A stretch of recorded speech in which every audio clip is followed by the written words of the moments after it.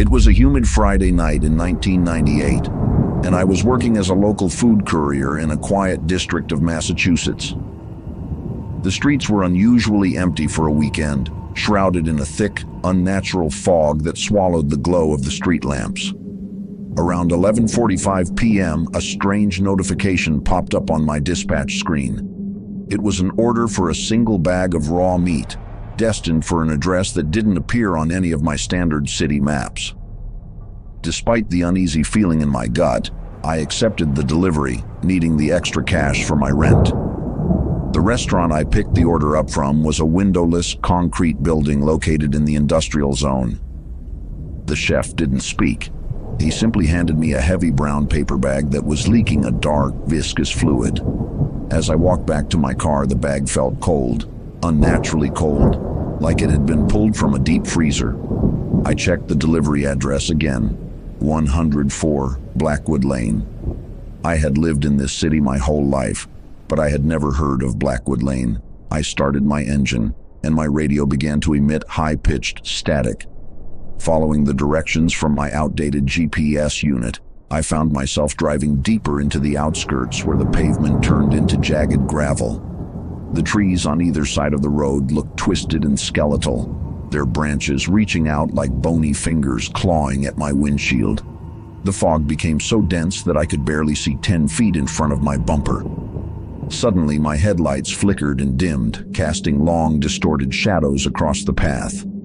I felt a crushing sense of isolation, as if the rest of the world had simply vanished behind the wall of gray mist. I finally reached a rusted iron gate with a faded sign that read Blackwood Manor. As I stepped out of the car, the silence was deafening. There were no crickets, no wind, just the sound of my own shallow breathing. The air smelled of ozone and rotting vegetation. I grabbed the leaking bag and walked up the long, cracked driveway toward a Victorian-style house that looked like it hadn't been inhabited in decades. The windows were boarded up with gray planks, and the front door was slightly ajar, creaking rhythmically in a non-existent breeze, beckoning me inside. I climbed the porch steps, each one groaning under my weight. I knocked on the door, but instead of a person, I heard a mechanical, distorted voice from inside the hallway. "Leave the package on the table," it commanded. The voice sounded like 1,000 voices layered over each other, some high-pitched and some deep, growling baritones. It didn't sound human. It sounded like a recording being played back through a broken speaker.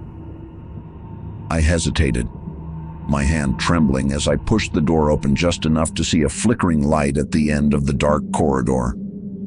The interior of the house was covered in layers of thick black dust. There was no furniture, only a single wooden table in the center of the foyer.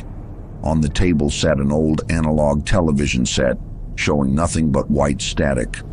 As I placed the bag on the table, the static on the TV began to form a shape, a face. It was my own face, but the eyes were hollow and the mouth was missing. I backed away, but the door behind me slammed shut with a violent force, locking itself. The house felt like it was breathing. I turned back to the table and the bag of meat was gone. In its place was a small silver recorder. It started playing automatically. The audio was a recording of me accepting the order at the restaurant, but the background noise was different. In the recording, I could hear myself screaming in the distance. "I'm already here," the distorted voice whispered from the darkness above me. I looked up and saw a figure clinging to the ceiling. It was wearing a delivery uniform exactly like mine, but its limbs were elongated and its neck was twisted at a sharp angle. The creature dropped to the floor with a wet thud. It didn't move like a person, it skittered across the floor like a giant insect, its joints clicking and popping with every movement. I scrambled toward the kitchen, my flashlight beam dancing wildly across the walls. I saw framed photos on the wall, but they were all photos of me, taken from inside my own apartment. One photo showed me sleeping in my bed just 2 nights ago. The mimic had been watching me, learning my life and waiting for the perfect moment to take my place in the world. My place. I smashed a window and sprinted to my car, but the engine only emitted a mechanical clicking, matching the creature's snapping joints. In the rearview mirror, I watched the mimic's skin ripple and melt, perfectly copying my scars, my clothes, and my terrified expression. It leaned down, tapping the glass with my own hand, and whispered in my exact voice, "I'll take it from here."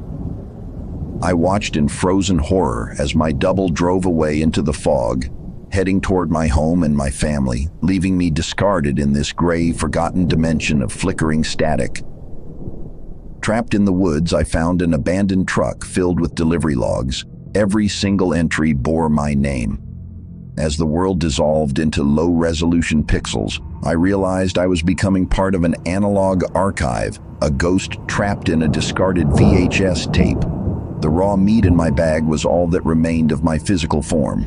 Now, I wander this realm of white noise, a silent warning to anyone ordering late-night snacks. Look closely at your courier's eyes. If their smile is too wide, they aren't there to deliver food. They are there to deliver your replacement.